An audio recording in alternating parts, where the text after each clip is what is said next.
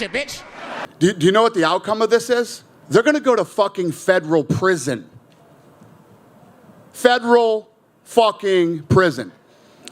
If you're that fucking stupid and somebody else wants to do it, knock yourself out. There's not enough money in it to ruin your life and not go to jail. Go to federal prison.